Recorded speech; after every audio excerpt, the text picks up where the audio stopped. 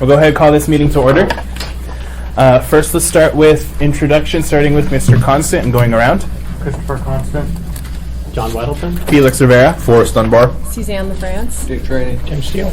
Pete Peterson. Doug Lamb. Nancy Burke. Maureen Heckler. Christy Duck. Ruth Shainleben. And let's go through folks in the audience, please. Ma'am. Fiona Johnson. Jeffrey Riley. Kim Stiles, ICA. Linda Chase, the Rogers Park Community Council, and the Safety Committee. Freshman County Safety. Tara Milton. Marcy Sherwood.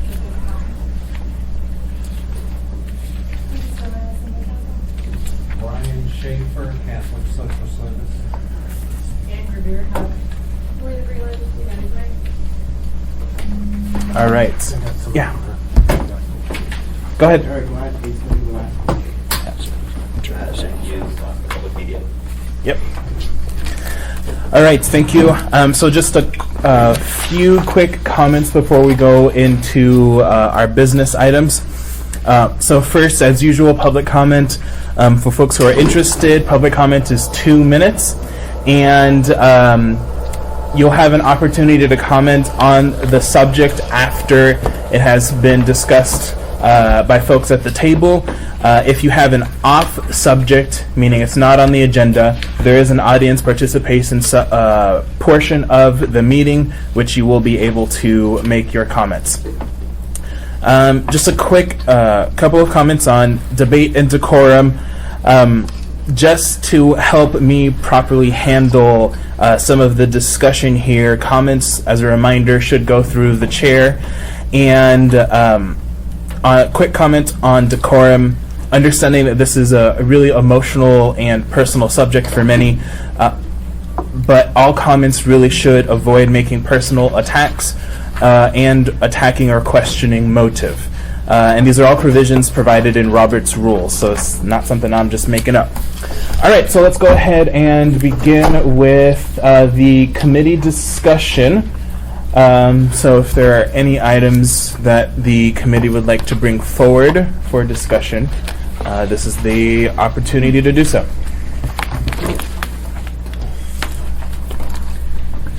I would like a report on a walk through the camp that the homeless coordinator did with Zach Fields. So. Okay, thank you, Mr. Constant. Ms. Burke, is that something you're able to do? Yes, certainly. Did you see No, I didn't. I'll do it. It's not uncommon for those of us working on the policy issues to respond to citizens' reports and to try to get a feel for what's happening. And so on a morning, I was invited to go down to East Campbell Park and accompanied 2 community neighbors who are from that area to see a camp that was located in that area. And it was a large camp that looked quite busy. There was a generator going, and there were a lot of things happening in the camp. Actually, there weren't a lot of things happening in the camp. The people were asleep. But the citizens I was with woke the campers and had some exchange with them, and it didn't appear like the kind of exchange that was going to be very productive. And so I asked that we leave the area, and we left. We took a few photos and then left. Okay. Yes, Mr. Sorry, first, Ms. LaFrance. Thank you, Mr. Chair. Actually, if you'd like to... Sure, if you have a follow-up, go ahead, Mr. So Wilson. Nancy, why did they wake them up? There's a number of citizens that are, I've been to the North Star Community Council, Rogers Park Community Council, and there are a number of citizens that are feeling like the camp system that we have in place and the cleanup and the constitution of the campers has changed, and that maybe there's not as many homeless campers in those locations now as there are people conducting other things and using those camps as basis for other activities, which is really why the Mayor's Initiative has paired so closely with the police department. And so there's a number of neighbors that are starting to interact with campers, and it's generally of concern to me that this is happening. So if I could paraphrase, so they're not really homeless people, but they're thieves, and their base camp is there, and vigilantes are going trying to kick them out. Is that regular? Through the chair, those would all be descriptions that I couldn't verify, so I would not make that claim. That's been expressed by the public, but that's not something that I feel I have enough information to say. Okay, thanks. All right. Mr. Constant. Yeah, would you ask the coordinator to describe the scenario that made them feel uncomfortable that they needed to leave? Ms. Burke? I think you heard that. I've been doing outreach work and case management with people since the 80s, and there is a certain sense of protocol, and there's a certain sense of when you go into a camp, you are approaching it, engaging people, you call ahead. There's safety protocol that's followed, and on that particular day, I didn't feel that the citizens I was with understood that safety protocol. I felt that we were all in a position that wasn't going to produce anything other than maybe escalate something. And so I just because that's the protocol you need to follow, I didn't feel comfortable. Okay. There was a machete involved, is what I've been told. And so that's what I'm trying to get to, Felix. There was a machete involved. So that's at least what was described to me. The citizens and Ms. Burke were essentially confronted with a machete-wielding individual. And that's what my neighbors are telling me they're experiencing as they walk through the parks. So that's what I was hoping to get toward. Thank you. Thank you, Mr. Constant. Mr. Steele. Yeah,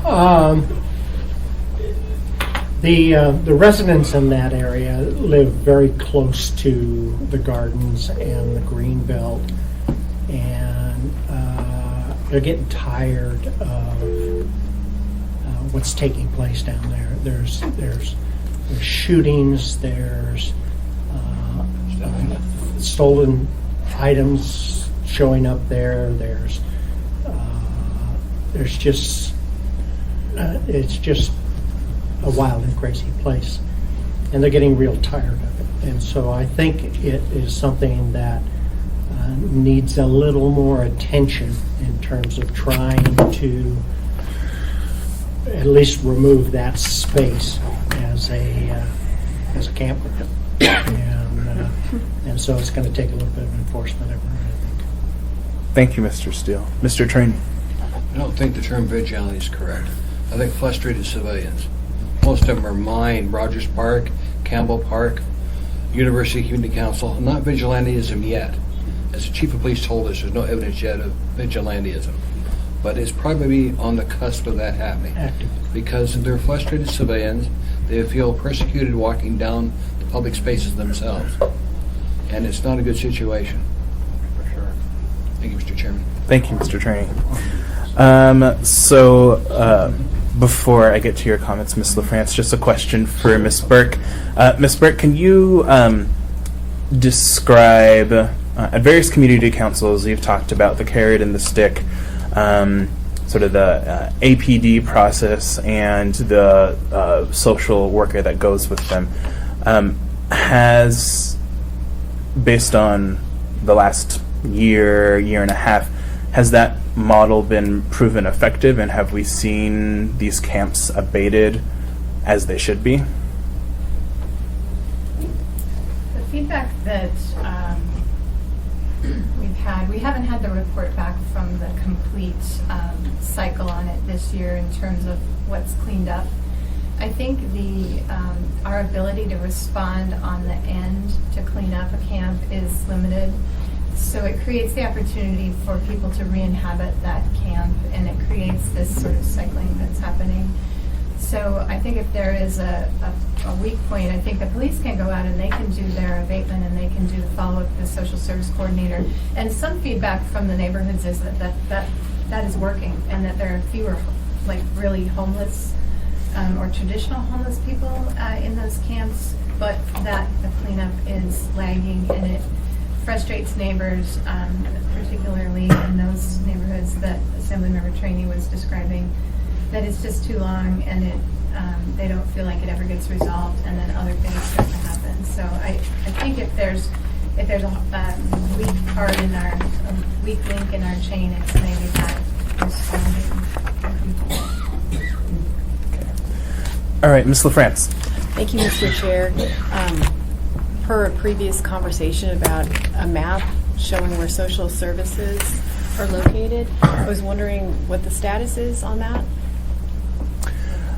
Thank you, Ms. LaFrance. Ms. Burke, do we have that map, and has it been updated since we last saw it?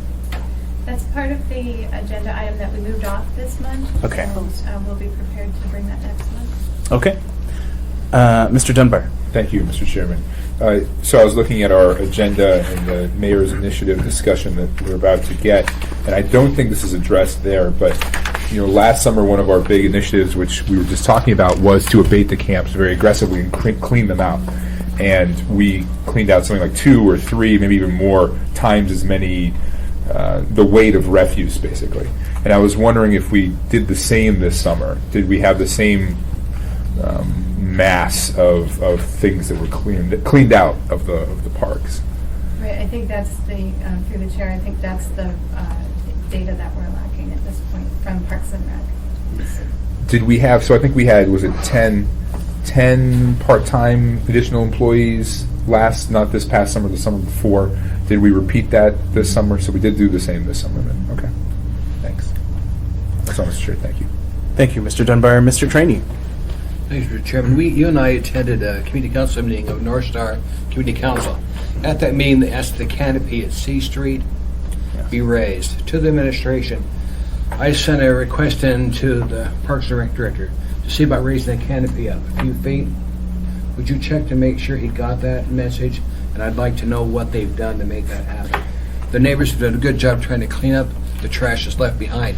But the canopy, you were there, it needs to come up, because it does not allow the people to hide in the bushes, and that's their concern too. Raise it up 5 feet is easier. So I'd like to know what steps they're taking to raise a canopy up there at C Street. That's the request of North Star Community Council. I'm sorry, Mr. Chair. Yeah, thank you, Mr. Trainee. Ms. LaFrance? Yeah. Oh, I was going to ask, where on C Street is that? Where the garden is, you go down C Street, the garden area, Oh, okay. behind that. In Behind fact, the there's a garden. picture of all the trash they removed. Isn't They'd there? like the canopy to go up. Isn't a big chunk of that land privately held though? Some of it's On the privately far land, but a end. lot of it is city land. It's on city land that we need to raise a canopy. There's nothing you can do about private land, except talk to the owners, but the city land can come up here. It's a Okay. photo of what they cleaned. Oh, well. But the problem is, as long as you've got vegetation people can hide under, they're just going to keep accumulating stuff there. Thank you, Mr. Trainee. Thank you, Mr. Dunbar. Mr. Peterson. Thank you, Mr. Chairman. I was wondering, did we do the summer homeless count this year? I don't remember hearing about that. I know we did one last winter and one the summer before. That was done by the police department, I think. What's that? I think that was going to be done, sorry, this is going to be done this year by the police department. Is And that Ms. right? Berg Police needs to tell department's us doing it about this that. year? Yes, the count was conducted, and the data is being reviewed, and we're ensuring that there's no overlap between some of the homeless data. And so that'll also be part of the October report. Okay. All right, thank you. Thank you, Mr. Peterson. Mr. Constant. Just back on the previous topic, on the north side of Chester Creek there at the C Street area, there's that land that's been privately held, and I have heard that there is an accepted offer on that property, and a real change of use is going to be proposed. So keep your ears open for something positive. Good.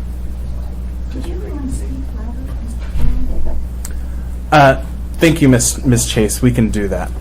So there's been a request by the audience that we speak up a little bit louder. Thank you, Mr. Constant. I like good news. Any other committee discussion?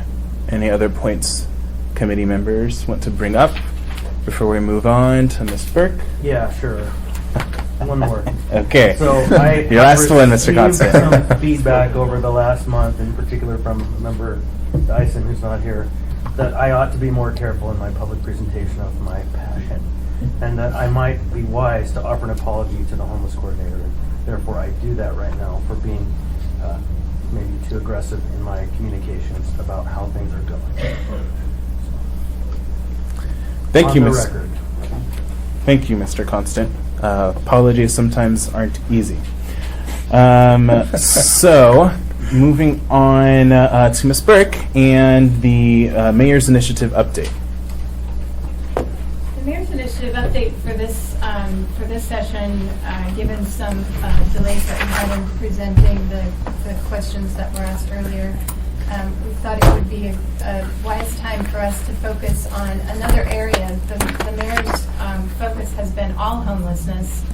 However, as we've heard from communities and from some members, adult homelessness is one of the most challenging areas. But there's been a lot of work, and much of what we're doing in the adult area is patterned off of work we're doing with family homelessness.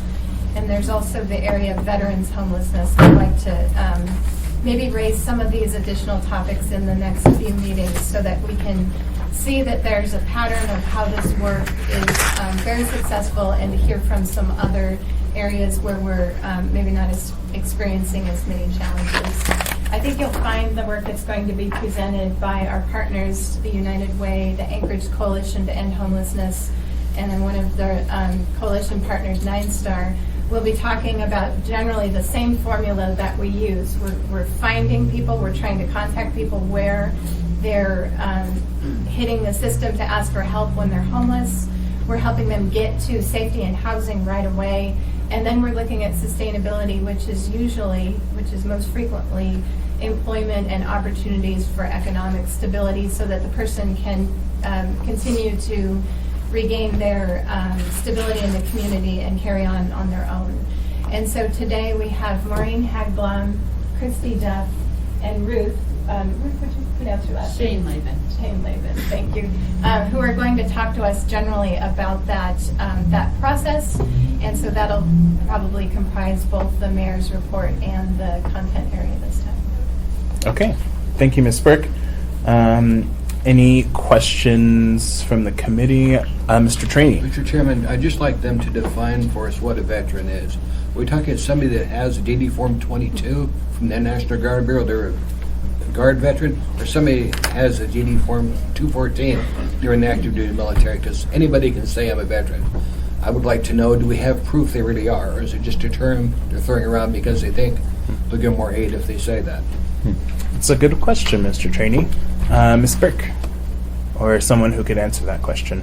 Through the chair, it's always verified by the Veterans Administration. Okay, you got numbers for that? This time we're going to do family homelessness, and if that's an interest, we'll bring the veterans That's an interest. on the next one. Thank you, ma'am. All right. Any other questions for Ms. Burke from the committee? Okay, and any questions from Ms. Burke, for Ms. Burke, from the audience on what she brought up? Ms. Chase. So if you could keep the comments specifically to what Ms. Burke brought up.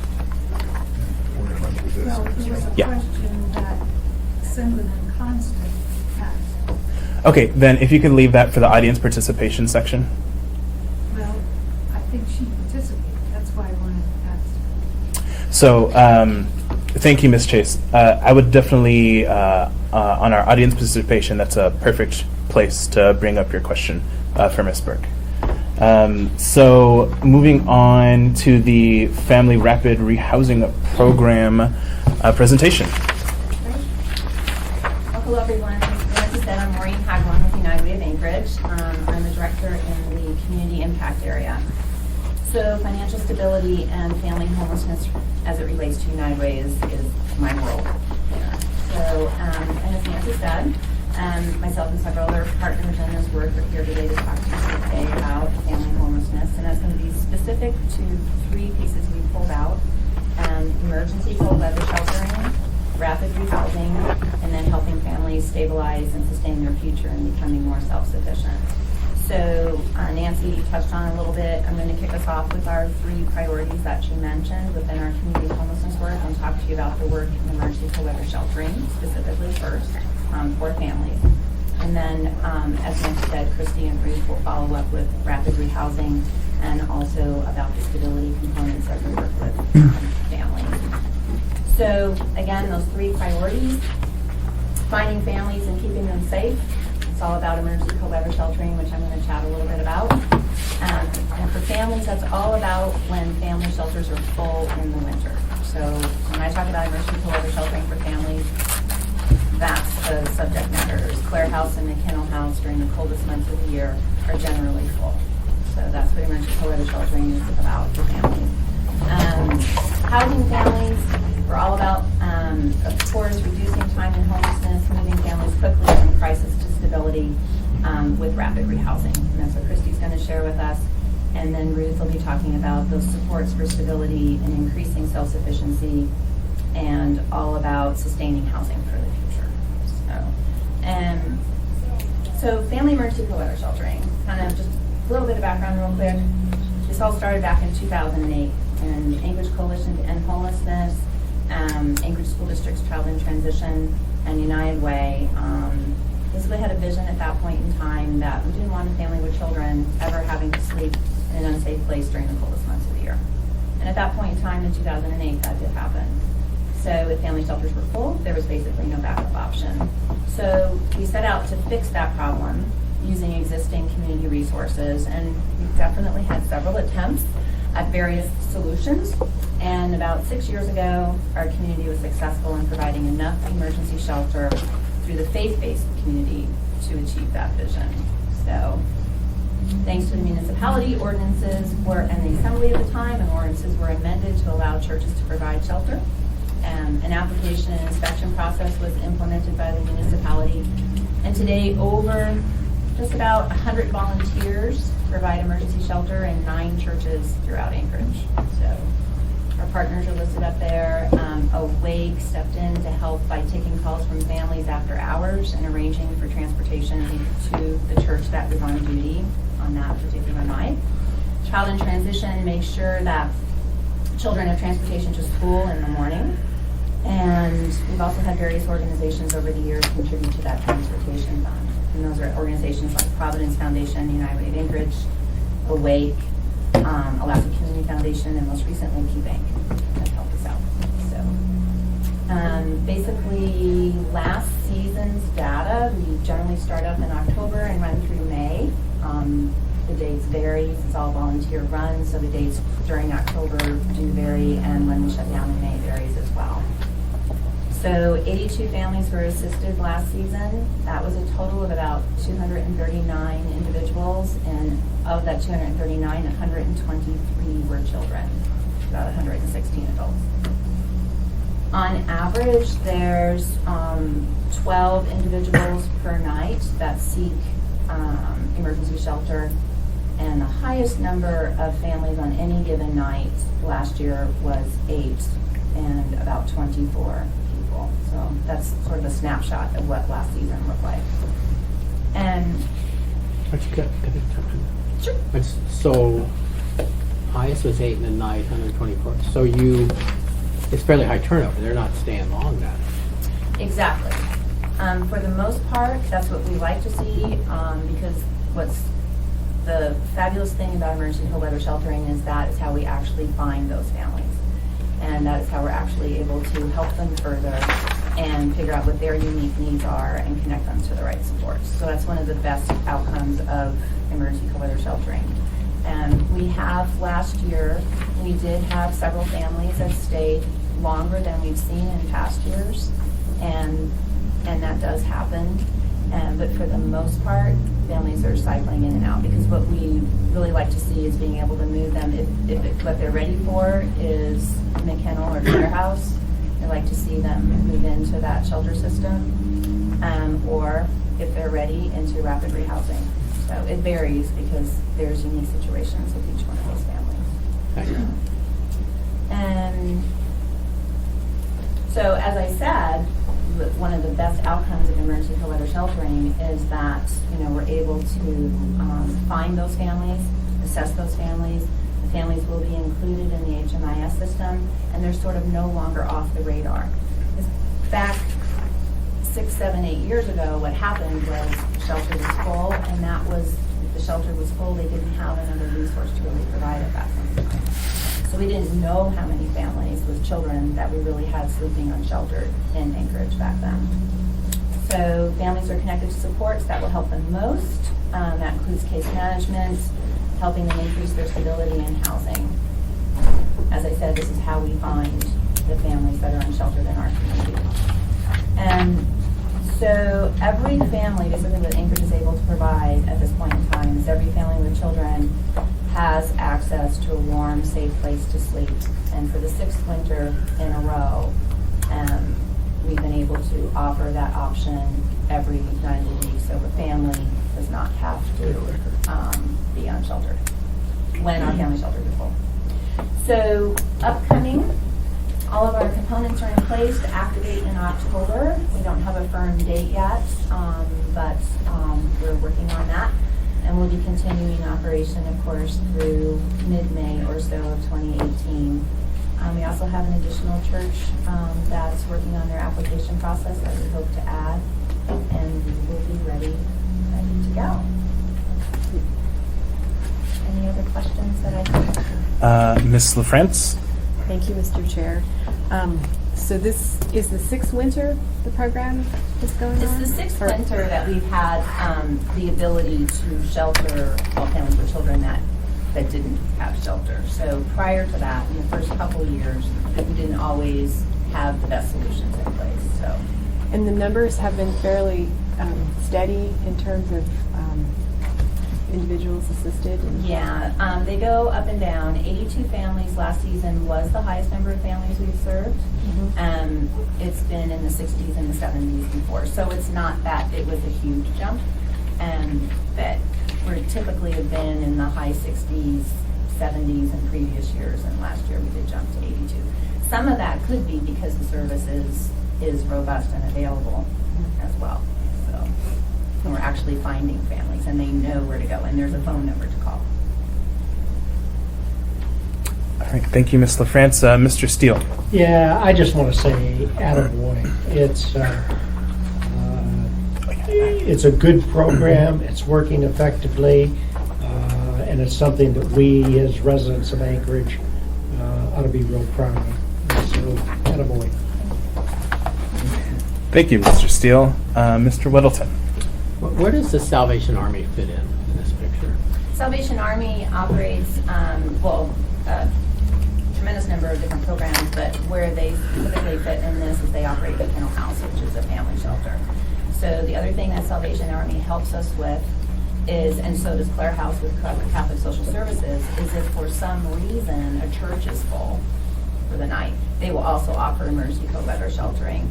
So that does mean there's not necessarily a room at the inn, but if there's an ability to utilize a common area to shelter a family for the night, even if a room's not available, both Claire and the kennel will help us with that as well. Thanks. Thank you, Mr. Whittleton. Mr. Trainee. Thank you, Mr. Chairman. We appreciate this by the faith community. Is there any cost to the city on this? As we deal with this budget decline we've got, I want to know how much money we're putting into this now from the city side to make sure the money's still there. Right. You know? There is very little, if any, cost to the municipality. There's certainly an inspection process and an application process that the municipality has in place for a church that's applying to be emergency shelter, and there's a fire inspection involved and that sort of thing. I don't know that I have a good handle on what that looks like on a line item budget to the municipality, but the good news is that this is something that the community and the faith-based community in particular has come together with volunteers and basically empty bricks and mortar at night that could be used, and there's very little cost. Because at the beginning of this budget cycle, I know the mayor asked the first responders to cut back 5%. I just want to make sure that this isn't being cut out because it's so important. So I'll take a look into it. Thank you, ma'am. Thank you, Mr. Chairman. Thank you, Mr. Trainee. Mr. Dunbar. Yeah, so today at sunset is the start of Rosh Hashanah. Happy New Year's, everyone. Year 5778. So I'm going to be at my faith community, and I'm curious if I wanted to try to encourage my faith community to get involved, how would I do that? Who do they talk to? What are the specifics? We have a faith-based liaison. His name is Dave Kuiper. Dave Kuiper? Yep. Yeah. And I can certainly get you his contact information. He's usually our first line connection to a church that is interested in getting involved. We will walk them through the process and help them figure out where to contact, how to contact the municipality. Dave Kuiper? Yes. Okay. He's And a Christian Health Associate, Christian Health Association. Okay. and I can make sure that in the answer I get their contact information. Thank you. Thank you, Mr. Dunbar. Mr. Constant. Yeah, so I had a long, engaging conversation with a leader in one of these organizations who's spearheading this impact model, collaborative impact, collective impact. And one thing that was presented to me for thought, Mr. Trainee, through the chair, is that the government really isn't involved with the funding in Alaska and Anchorage of any of these services. And this creates a bit of a problem that is being or has been recognized in the communities for a long time. And that is because donations generally provide for the emergency homeless services in our city, the providers of these services are caught in a catch-22. Because on one hand, they have to sell that they're doing a great job and that they're providing a miracle, like getting the homeless off the street, doing it in a way that's positive, creative, and healthy and all of this. Because people don't donate to tragedy really very much compared to hope. And so what ends up happening is that even if the operation is kind of decaying or surrounded by terrible misery and tragedy that we see, they have to tell their funders that they're doing amazing work. And there's a real disconnection that gets created there because the community starts shouting, oh my God, that's not what's happening, right? This is a lie, is the message that comes, because that's what it really looks like. And in some ways, that is our responsibility as government, because we really do have a liability and a responsibility to be providing for these services. And the way we are paying for them right now is an overabundance of funding of our police and fire. Right, millions and millions and millions of dollars are spent picking up trouble instead of solving the problem on the front end.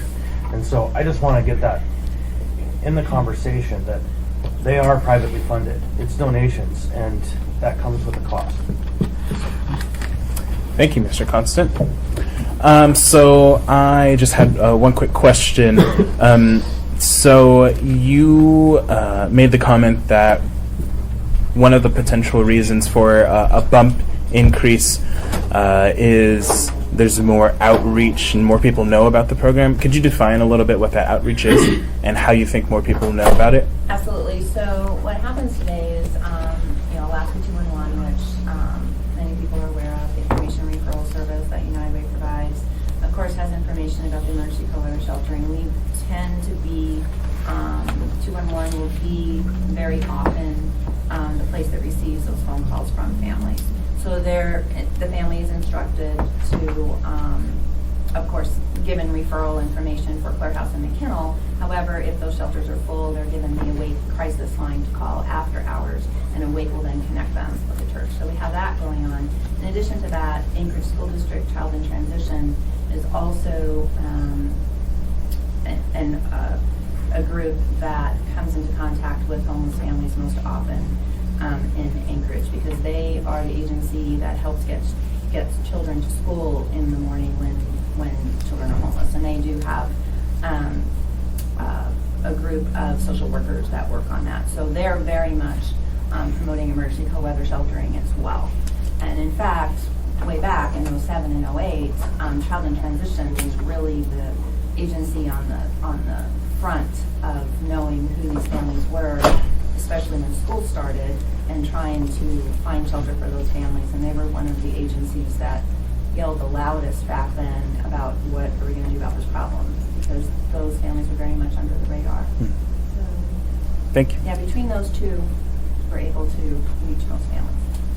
Yes. I want to add to Maureen's, I think also a lot of the social service agencies are very aware now, and that helps them to guide the clients that come to them when housing isn't their, their area of funding or, ability.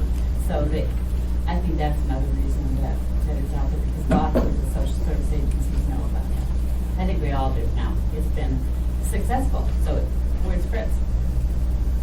Thank you. Any other questions from the committee on the cold weather shelter? Mr. Peterson. Thank you, Mr. Chairman.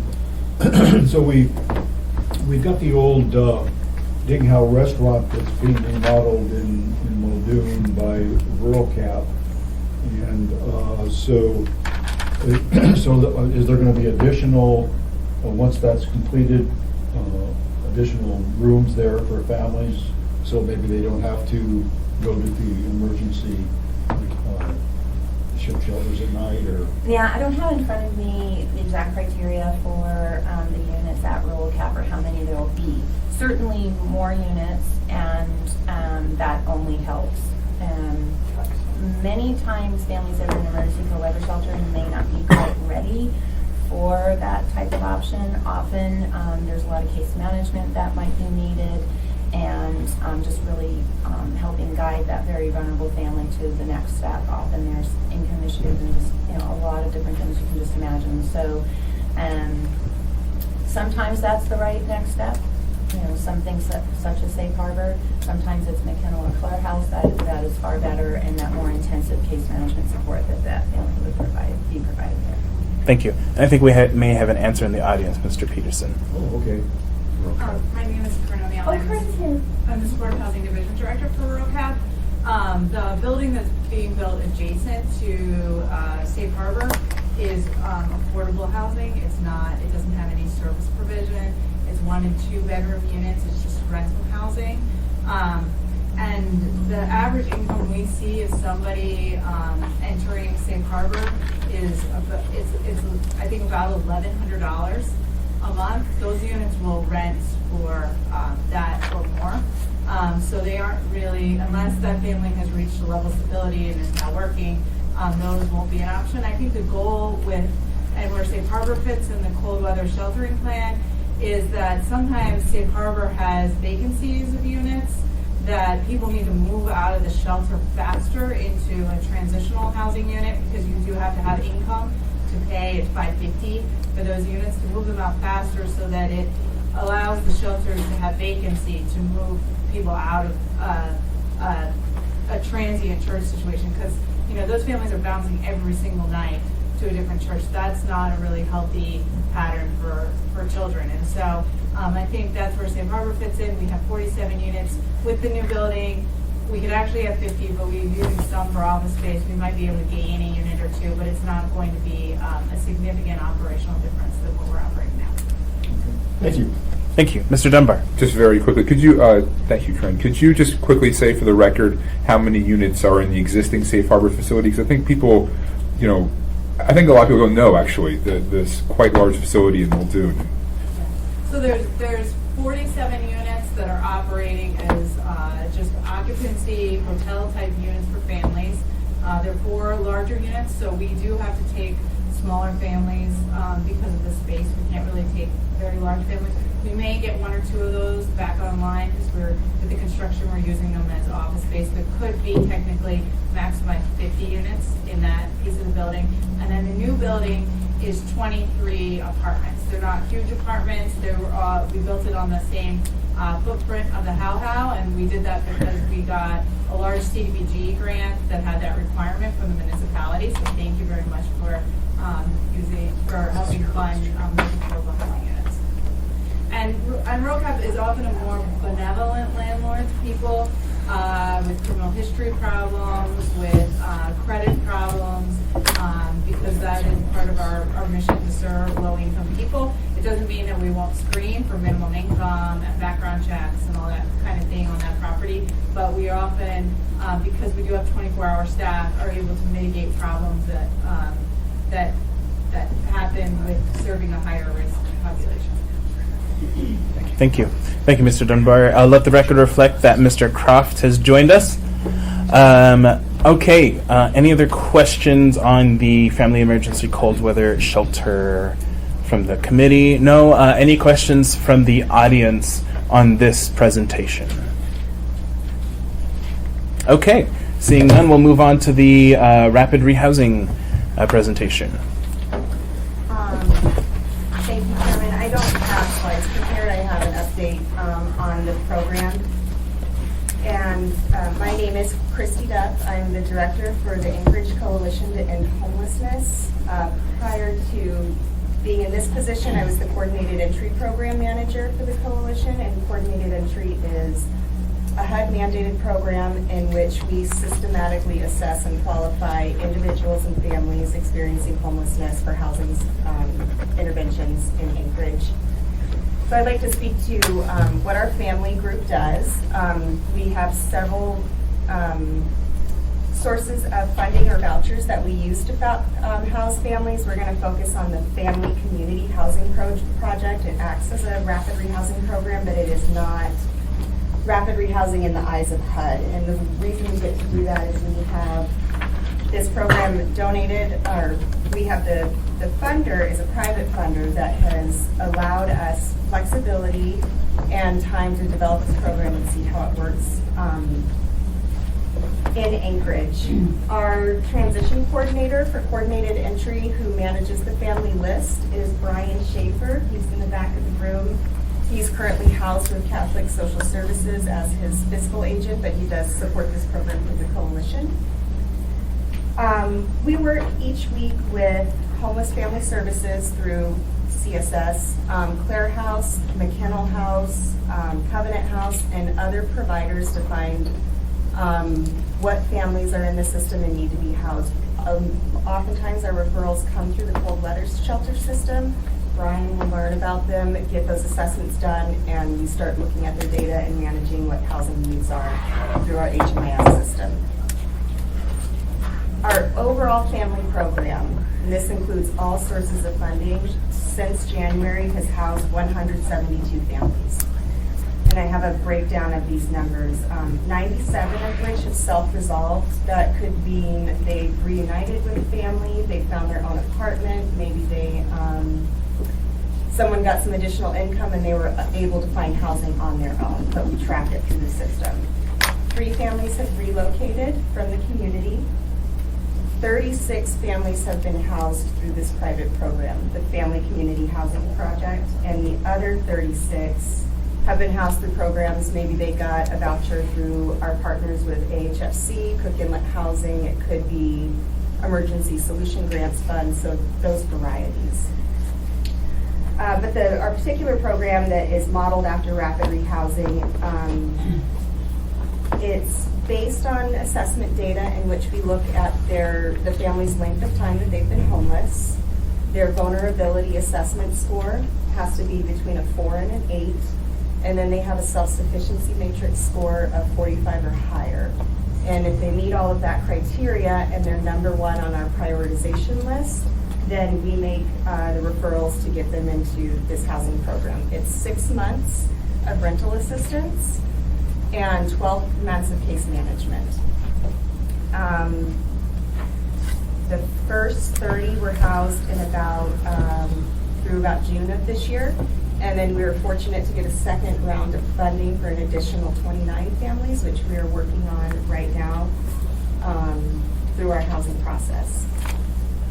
The case management is, it goes across the community. It can be Homeless Family Services, Clare House, McKennell, Covenant House.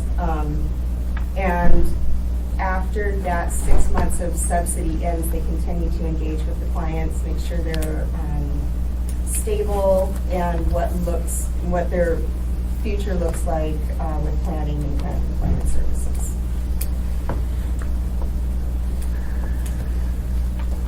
Okay, thank you. Any questions from the committee? Yeah, it seems like this is a program that's working really well. Okay, Mr. Dunbar. One quick question. Sure. So, what percentage of your funding you say comes from HUD?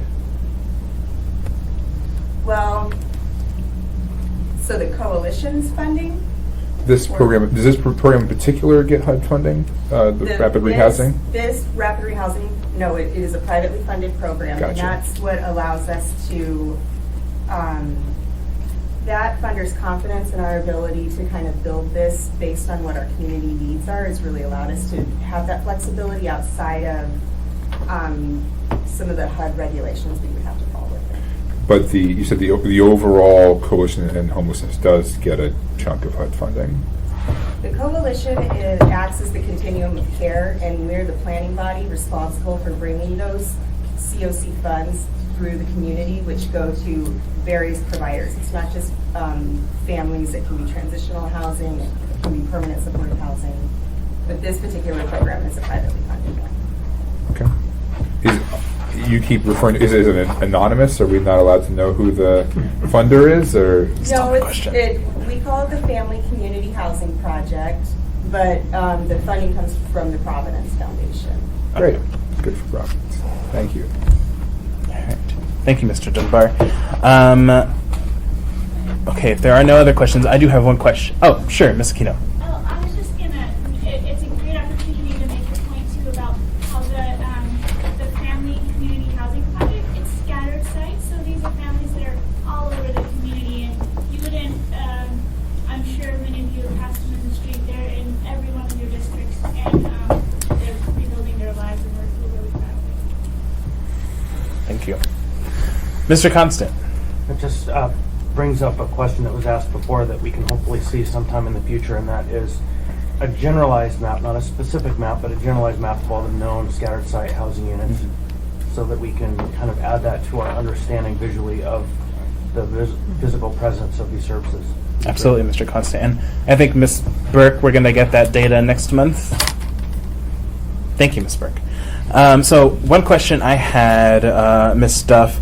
So the data on rapid rehousing, because that specific project, which I understand it's small, but is that project put into the data that comes through HMIS?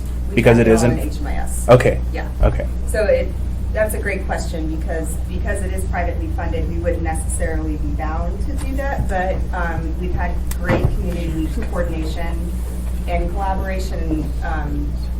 Having that connection with all the partners allows us to put that data in there and track it better and know who we're serving. Perfect. All right, thank you. Okay, if there are no other questions from the committee, I'll open it up to the audience on the Rapid Rehousing Program. Okay, Mr. Dunbar? Thank you. I just wanted to, before we adjourn, is everyone, I want to ask my colleagues, is everyone here going to be here for the Public Safety Committee meeting? Is anyone leaving?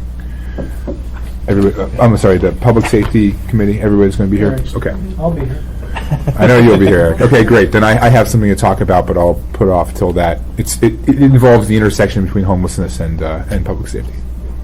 Okay. All right, so... Can I ask just a comment or maybe a question real fast? Is, the private funding that you're talking about or that we're talking about that is actually very successful in helping families, and that's not going to go on forever. What's the timeline and what is the plan for moving forward for keeping that funding and keeping that program moving? Yeah. Into the future? I think that's a great question, and I think that it's one that a lot of us think about, right now in times of fiscal constraint. This being a pilot program, we are 9 months into it and have funding that should take us to the end of the year. So starting since January, I think that gives us a year of data to see how much success we have with the case management and placement, and demonstrate that to the Providence Foundation or other funders of how we can really get families stable and to remain in housing, which is what the program is. And I'm hoping that's what our first year of data will allow us to do. Thank you. Ms. LaFrance? Thank you, Mr. Chair. I have just a general question, and perhaps for Ms. Berg. When we talk about the demographics of our homeless citizens, and we've talked about families today, and seniors in some cases, and some of the chronically homeless, and I'm just wondering, for purposes of the conversation, what are the demographics and the different groups? Because I know when we align with services, we end up with very different needs, and some folks who can easily be like in the UMed district versus downtown. So could you help me understand the different demographics when we look at our homeless citizens? I think that's we have the demographics on that, and there is some information, very good information on the coalition's the data dashboard that comes out of the grants. Okay. But one thing we've been trying to do is work with the community data to augment that information to make sure that we're capturing people who don't show up in the service delivery system or who are maybe cycling through other community resources like police or fire. We've heard from some of those entities recently, and so that's one of the hopes, that this map that we're working on will present that and wrap it up in a way that helps the community and the assembly members understand which parts of the community are experiencing the most pressure, both from sort of high volume, unstructured programs, and where opportunities for housing exist across the community, so that we can, really that's what the initiative wants, the mayor's initiative wants to do with our community partners around planning together, is making sure we know how many people need it, how many units do we have and where are they located, and then how do we sustain that. And so if that's a question, we might just kind of put a bookmark in. We'll be digging into that next month. Sure. Thank you. Yes, it's going to be a good meeting next month, I think. So everyone should come back. Mr. Constant. Yeah, just as a kind of feedback loop that I've been getting, something that we talked about earlier, from the same people who are complaining about the chronic criminality and feelings of threat, they are also stating it feels like there is some relief from the overwhelming numbers of homeless people, which I think is evidence that it is working, right? We're just getting to a point where we're hitting a different demographic. And so there are some signs of hope that I'm hearing, even from the loudest complainers in my neighborhood. Thank you, Mr. Constant. Ms. LaFrance. I just wanted to follow up with Mr. Constant's comment, and we had such passionate testimony at previous meetings, and I know that even though we are in different districts, we're all a part of Anchorage, and we want our downtown to be a place that is safe for everyone and attractive to tourists. And I know you're one person representing your district, Mr. Constant, but I want to stress that many of us view this as our issue together. It's our community, and you're not alone. So thank you, Mr. Chair. Thank you, Mr. France. All right, so we'll go ahead, open it up to audience participation. Reminder, 2 minutes. Mr. Chair. Talk to. Oh. One last presenter in this. Oh, okay, one last presenter, sure. I think it's short, so it's. Yes, I'm Reader's Digest person if necessary. Or I can go on really long, but I won't. I just want to say, first of all, that the approach that Nine Star takes to pretty much everything is get a job, keep a job, and advance on the job. And so when I started entering into a lot of the discussions and joined the board of the coalition on homelessness, I kept thinking about how do we help them get a job, keep a job, and advance on the job, so we aren't continually housing them with the chronically homeless. I get that there are people who are have mental health issues, and that stuff aside, those that just become chronically homeless because they don't know how to get a job, they don't know how to stay employed. So Nine Star's approach to pretty much everything, because that's our job. We aren't housing people, we're putting people to work. And our get a job, keep a job, and advance on the job really is what we want to see happen for the people who are homeless. However, there is very, very, very, very, very little money for that part. HUD doesn't give any money for that. And we have been on track for the last couple of years trying to find funding sources. And our first funding source was the Block Foundation, and we got started with our pilot program. And we got a little money from the municipality, which wasn't renewed this year, but I would like it to be renewed this coming year, because our staff are really great. But we really truly believe that we want to not only prevent homelessness, but also get people moving up the ladder so that they can become financially self-sufficient. I do not believe in self-sufficiency. I believe that we are all interdependent, But financial self-sufficiency, we can aim for, and that's what I think we need to do. And when we designed our pilot project, we decided, is it the net where we're catching people before they get to become homeless, or is it the ladder when they're homeless and we're trying to climb them up? So I think we're really both, and our project has kind of been that way. In the last, it was about a year and a half that we've had this funding, but this is actually 12 months, sorry. This is 12 months worth of no, I take that back, this particular one. I've got so much data in front of me. This particular one is the 18-month data for this project. And we said we would serve 70 people. We served 444 out of that chunk of money, which is a 310% enrollment. Out of that, all of those folks received work readiness training. So we didn't have any carrots, and we didn't have any hammers. So when people come in to see us, we try to give them a job as fast as we can, help them with a resume, have them go to workshops as often as we can. But we didn't have any way to keep them there. They weren't enrolled, they weren't forced to be there, they weren't, going to be penalized if they weren't there. So we don't always have the data on past this 100%. They get some help, they get a resume, they get job leads, maybe they go to work and we never find out about it. So we do know that of that 444 that are enrolled or have been enrolled, 218 of them gained employment. Now, this is a rolling enrollment, so the enrollment has gone from the 218 to 390 of that 444 still engaged with us. Either they're employed or they're engaged. So 88% is a really high number of participation and people who are getting employed or still staying with us to become employed.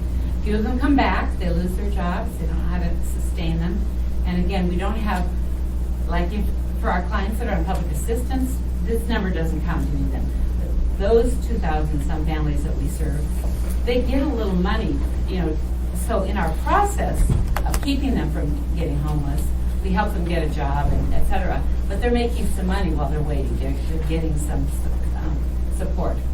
So this pilot project, from my point of view, is that we would like to expand it so that we have case managers, we have some way to provide bus passes, those kinds of things, or gift cards to go buy an outfit for an interview or something of that nature. And so we'd like to expand this program because it has been running on a shoestring and we're doing a great job getting people to work. Most of these people are part of the net. They are people who have lost their jobs or about ready to go into, lose their housing of some kind, whatever it is. So we want to catch them, and that's pretty much who this population is. Then there's a lot of them that we'd like to work with the agencies that don't necessarily have the dollars or the expertise to help people go to work.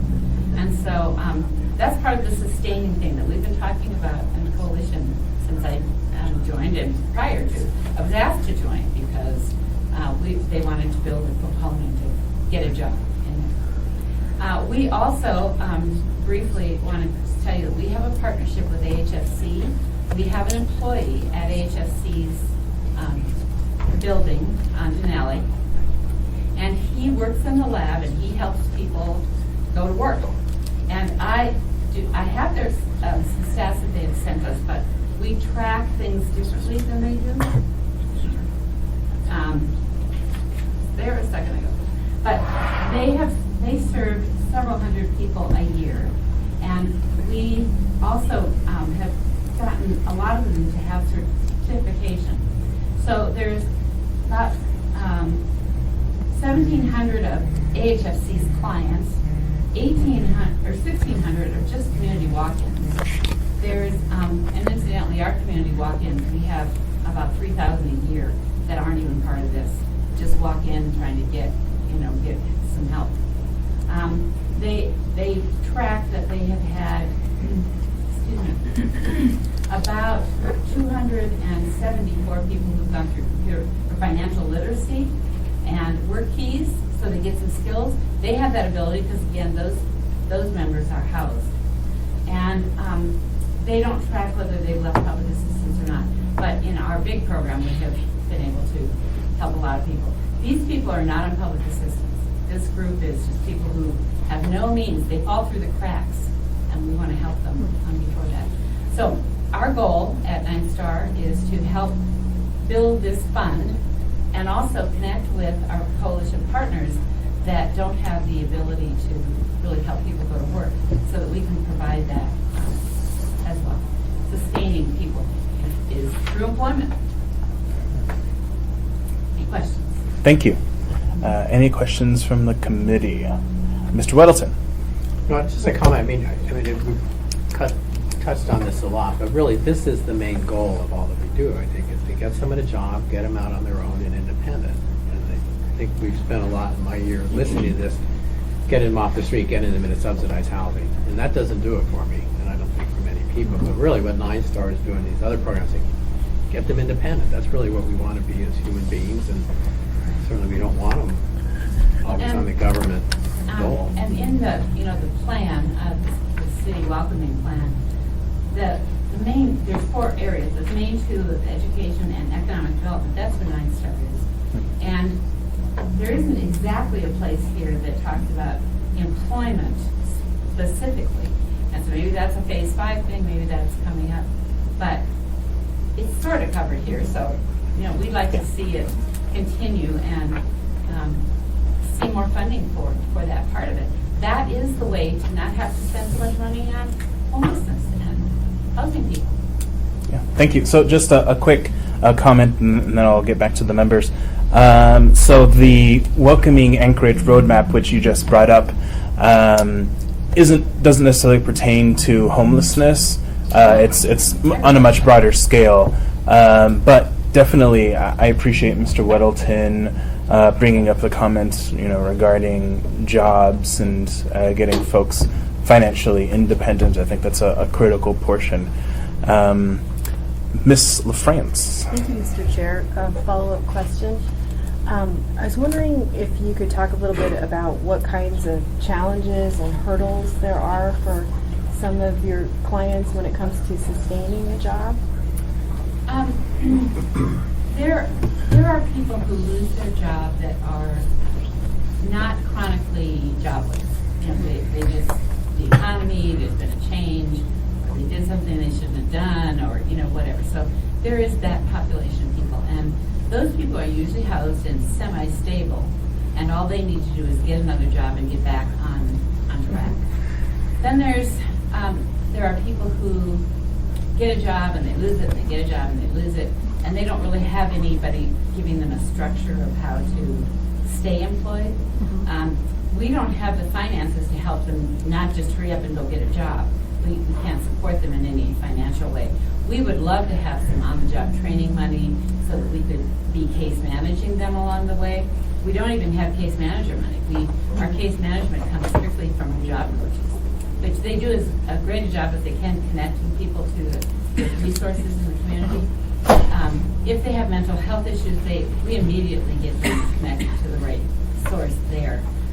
I would say that once you're unemployed, if you're marginally living, your income is really low to begin with, you don't have the money for a bus pass or gas to get to jobs. Barriers are also, if you've had a bad employment background, you really need more than just yourself going out there. You need somebody who's connected to people who will hire people with ex-offender backgrounds. We spent several years actually running reentry programs for returning citizens and helped them with that. So they face a lot of minor things, but they become major really, really fast. And not having case management or not having any way to really help sustain them while they're in that job search process, that's probably one of the biggest challenges. Just follow up. Sure. I mean, is that something like volunteers could help with through like mentoring or support or? Well, actually, volunteers is something that I've been trying to figure out how to build into this program, which, in a pilot program, sometimes you're not ready for volunteers. But we've been successful, so that is actually one of my goals this next year to help with. The problem with volunteers is that they aren't there when somebody's in crisis. They're there occasionally. So having somebody who's steadily there and has some volunteers to help them in the lab or or connect to one person. I remember when Welfare to Work first came in, because I've been at 9 Star 26 years. Quarter of a century, how old am I? But, it was, when Welfare to Work first came in, that was one of the things that the community tried to, or the Division of Public Assistance actually tried to help connect public assistance clients with a volunteer who would be their mentor. And churches were doing that, faith-based organizations were doing that as well, trying to, maybe one church or faith-based organization would take on one family. And usually it took about 4 or 5 volunteers to help that one family, because we're all busy. And when people volunteer, a lot of them just volunteer for a day or an hour or whatever.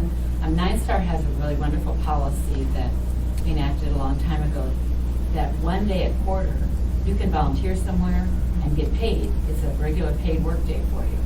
But that's only once a quarter, and that isn't really very helpful in that kind of an environment. Thank you. Any other questions from the committee? Mr. Weddleton. So Ruth, are there other organizations in Anchorage that do similar to you? Doesn't Department of Labor have job matching and so on? Who else does your work? Department of Labor does. There are a few organizations that have a person. So some of the people in the coalition, some of those organizations have a person that helps with job development. But when it's not really your expertise, or you only have one person working on it, it's not like we have a whole team of people. And that's why the HFC person works out so well, because our whole team supports him in that. If he's gone, somebody else is right there. We share data. He goes to meetings and finds out the same information. So not too many of there really isn't an organization that's as focused on employment as we are, that I know of. And if I'm wrong, somebody let me know who my competition is, and we'll blend. Because I don't believe in the competition. I think we need to collaborate no matter what. So as far as I know, there's nobody on the scale that we do it. But I also think that there's unique situations that come from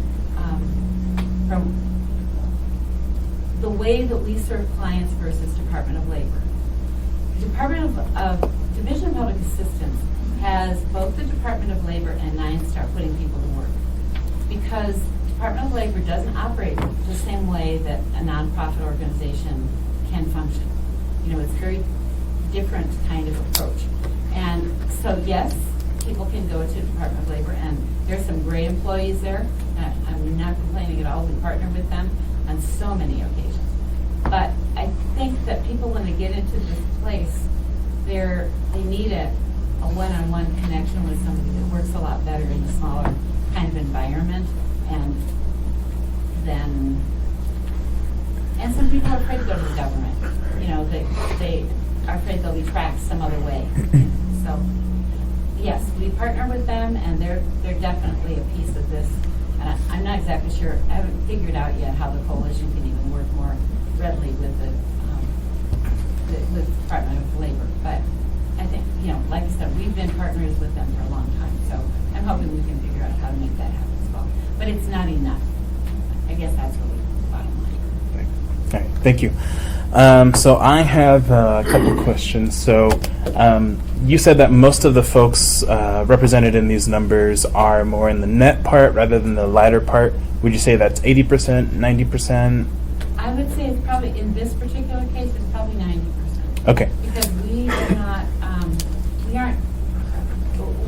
a lot of people that just need to move up the ladder, they probably only come to us in this environment because they've been our clients before, and they like us and they trust us, and we help them get employed, but it's not enough. They want to advance in their employment and make more money and support their kids more, and et cetera.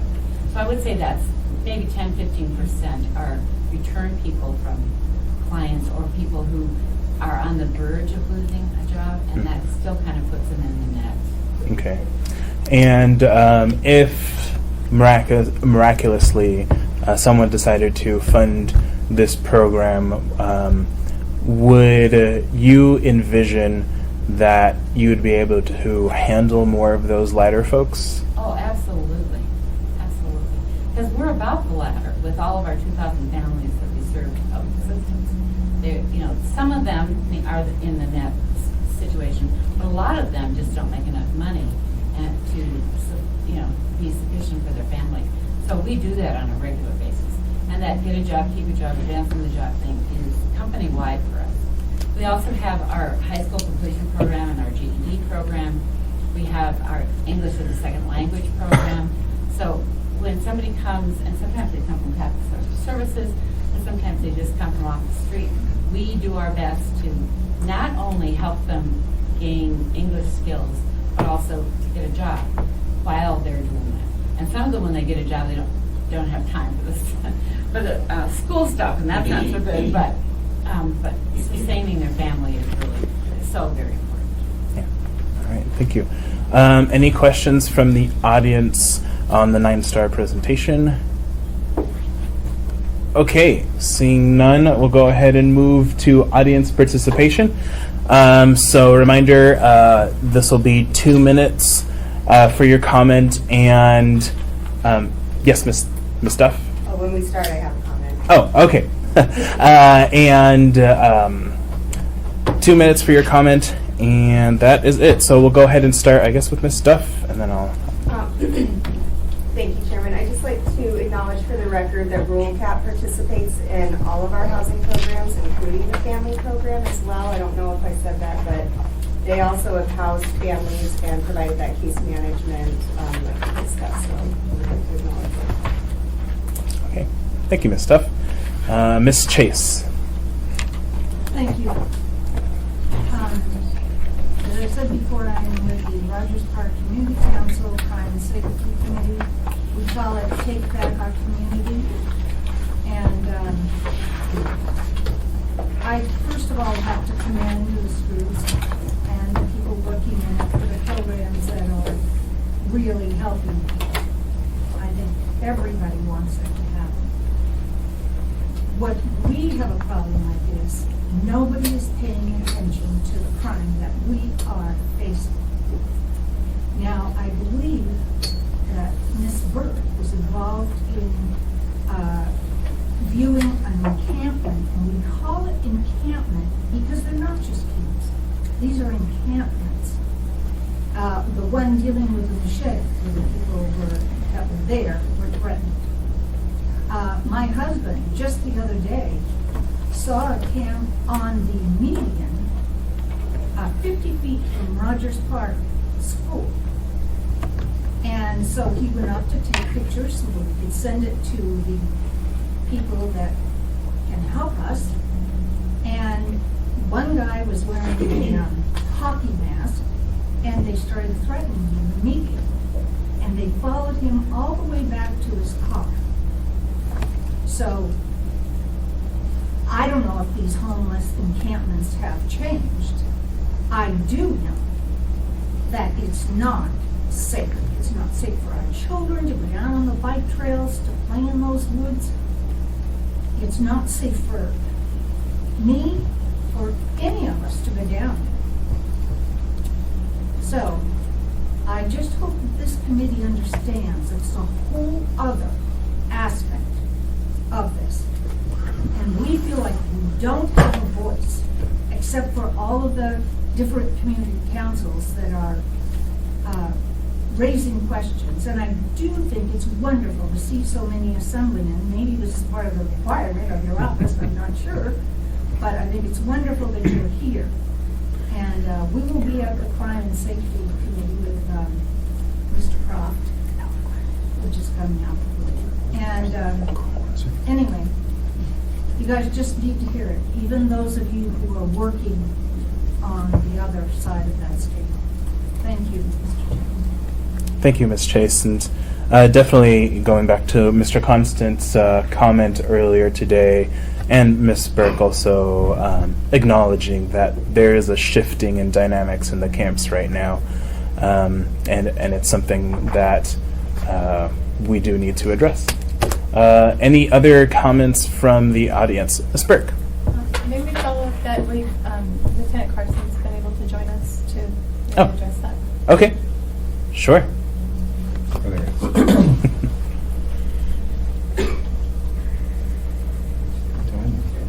Yeah.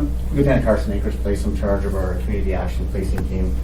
I think working with our community partners, community councils, things like that, that's primarily our job, is super important for us. We look forward to that and continue to build that bond.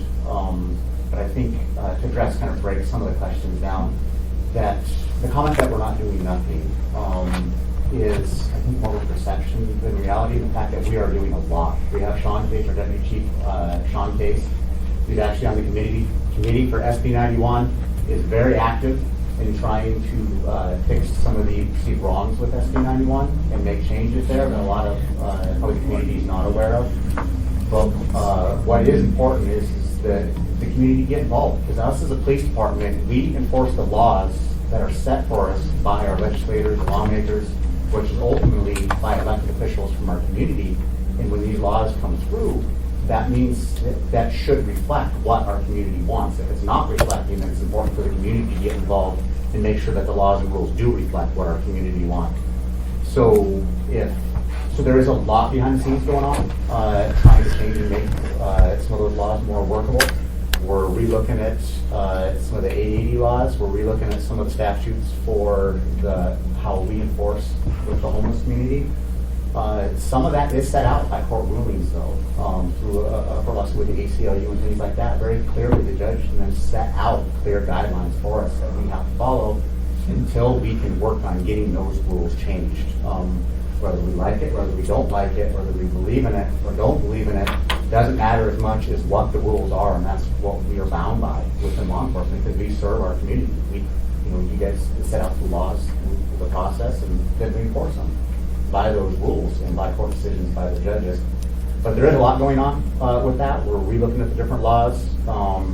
We are trying to make some changes to them to try and improve them. The community support for that would be huge. Letting us know what you guys want, because that's going to make an impact on what we do. So, as far as the camps received, I would right now I can tell you as of about 3 weeks ago, we had posted 100% of the camps that were reported to the municipality. And I don't know, at least since I've been there and sometime before that, I don't know if we've actually been 100% caught up in a long, long time. I took both my groups, we moved them over. That's all they did for a couple weeks, was get caught up 100% on posting camps. So all 100% of the camps had been posted up to that time. Now, obviously, more camps have been posted since then. But with that being said, that they do have the 2-week period until we can actually remove the camps, and that's something that can be frustrating, especially when the camps are near your home and along trail systems. But that is set out by the court, and we don't have a lot of choice on that. So that's part of what we're working around. And with that being said, I don't recommend that the citizens go into camps and try and rush them on. One is, it's very questionable we have the legal right to do so. The property, you're allowed to enforce trespassing on your property. So what gives us the right as law enforcement to enforce the rights within the municipality is we're sworn by the municipality and by the state of Alaska to actually enforce those trespassing for the municipality. The average citizen can't enforce trespassing on municipal property. You can enforce it on your property, but not someone else's property unless you're given permission to do so.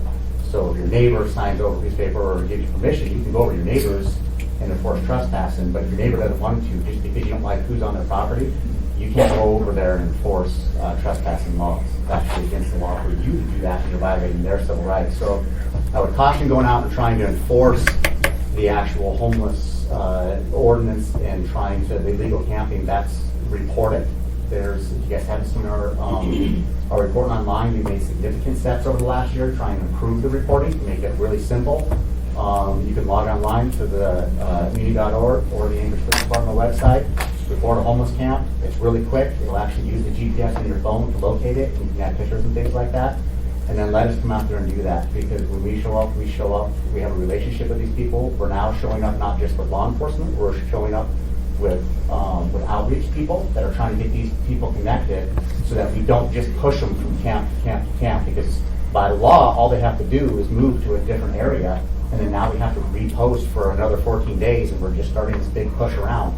But by now having an outreach person embedded with us, we're actually trying to get them into housing and outreach and the treatment programs and things like that. So they're actually going out in the field and doing that with us.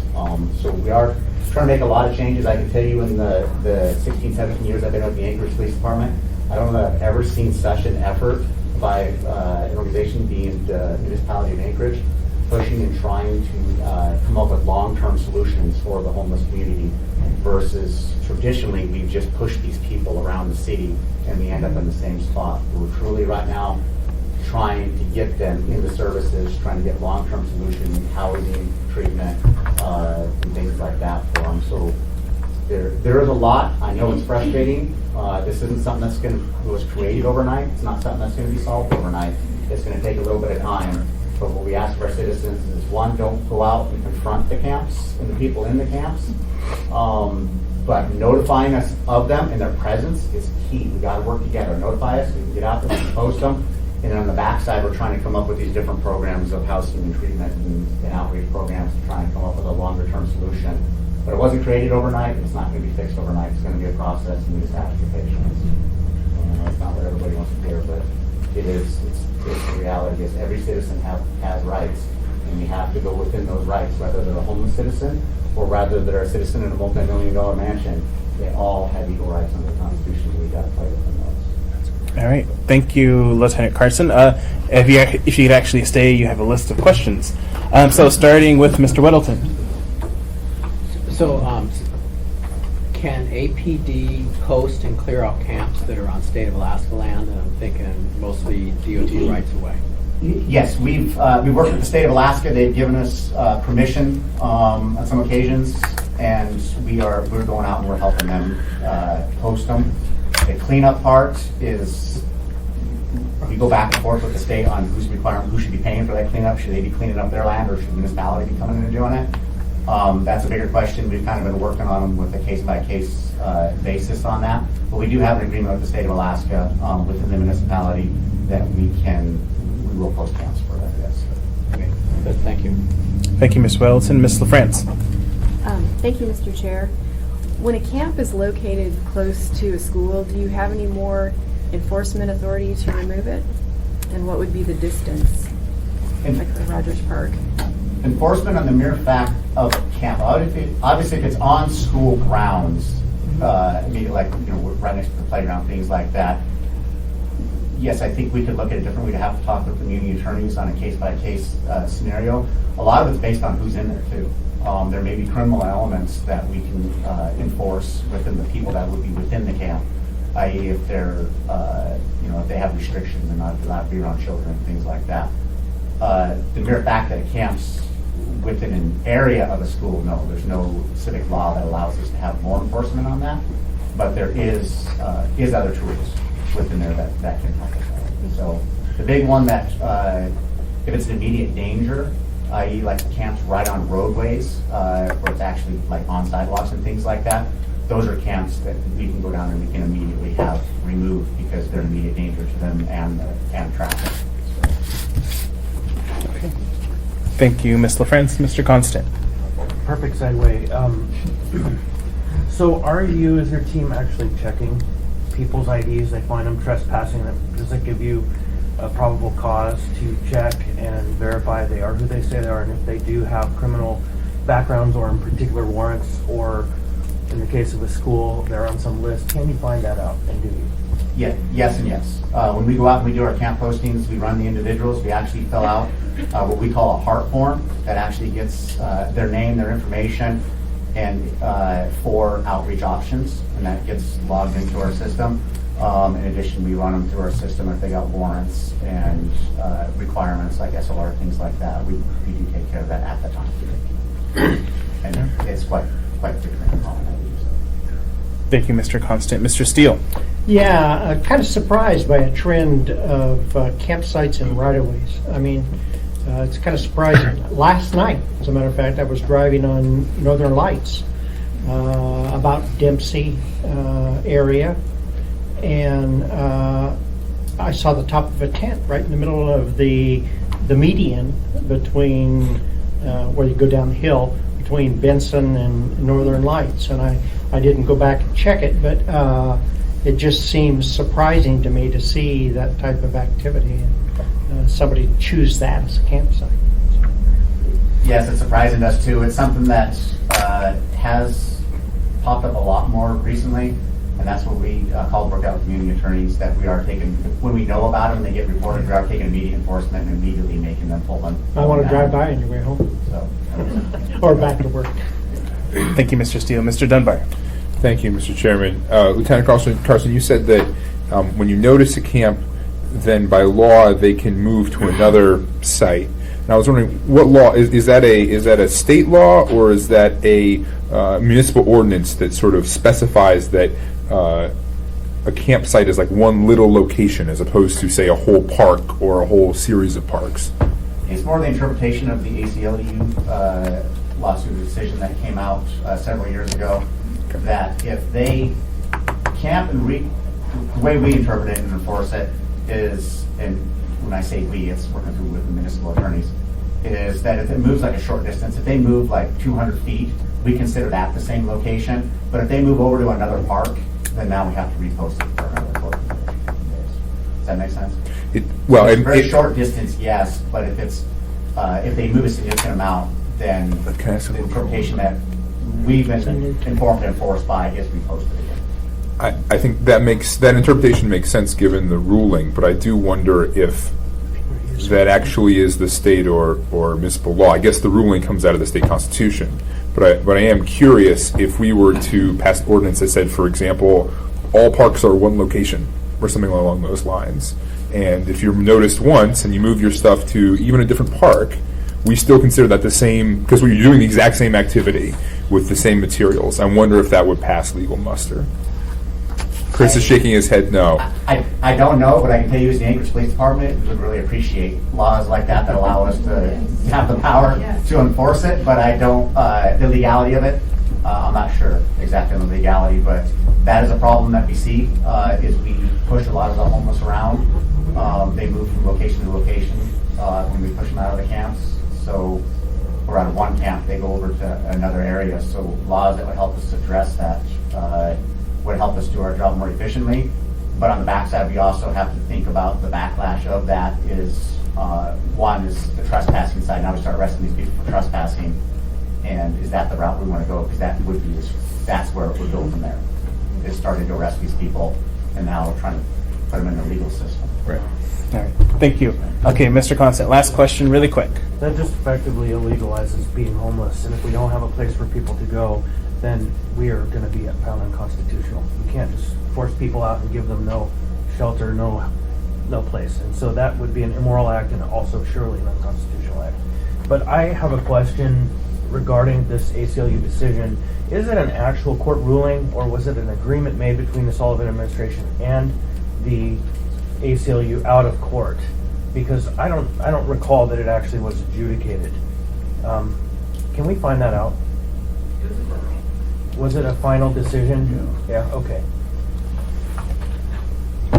Thank you. And let me make clear, within that, when you read that, there is the ability to post a camp, I believe it's 72 hours, and then remove the camp. The problem is with the municipality of Anchorage and specifically the Anchorage Police Department, we would then be required to store everything from that camp, all the valuables from that camp, and that's where it became, when we were trying to do that, became an absolute nightmare. We just don't have the facility to do that. So it's the 14 days allows us to then just remove the camp and throw the items away because we give adequate time for them to get moved out. So that's why we go with that option, is we just don't have the facilities to do it the other way.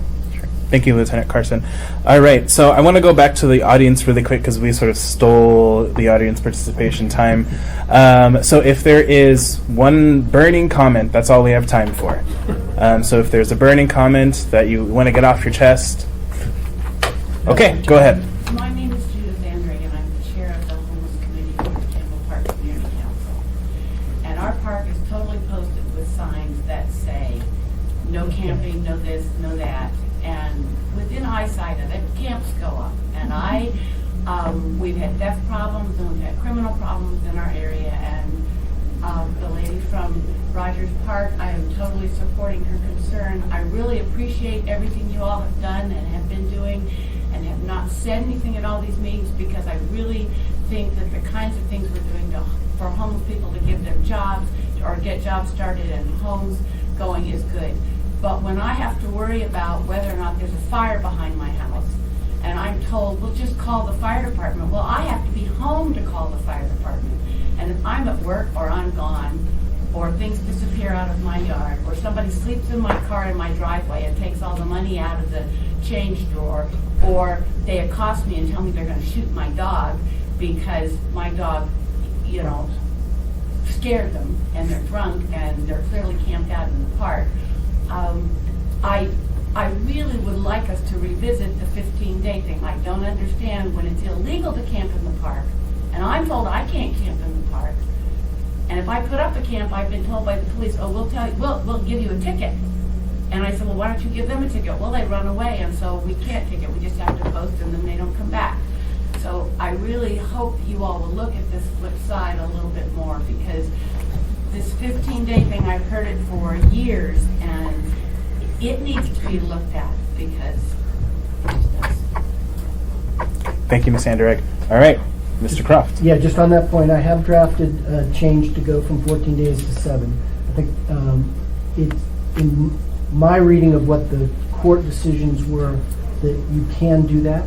We'll have testimony on whether we're running up against some, and that a week is enough notice. And I worry with all the things you said, and that there's this too long a lag time where even real municipal response doesn't feel like it, just because it took too long.